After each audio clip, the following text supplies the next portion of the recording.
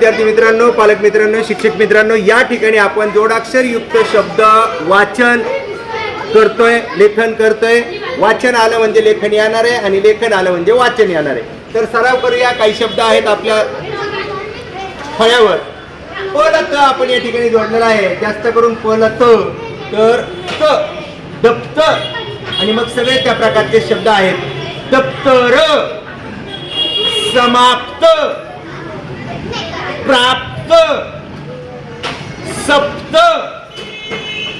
व्याप्त,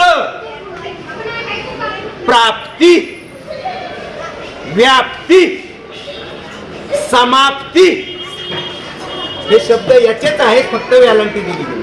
नंतर सप्तरंगी, इथला शब्द आहे तिकडे, परत त्याला पुढे दुसरा शब्द सप्तरंगी. या ठिकाणी काही शब्द सप्तशृंगी, सप्तशृंगी, सुप्त, सुप्त आणि या ठिकाणी तृप्ती, तृप्ती. या प्रकारचे शब्द आमचे मुलं वाचतील, तुम्ही पण वाचा, लक्ष द्या. दप्तर, समाप्त, प्राप्त, सप्त, व्याप्त, प्राप्ती, व्याप्ती, समाप्ती, सप्तरंगी, सप्तशृंगी, सुप्त, तृप्ती. दप्तर, समाप्त, प्राप्त, सप्त, व्याप्त, प्राप्ती, व्याप्ती, समाप्ती, सप्तरंगी, सप्तशृंगी, सुप्त, तृप्ती.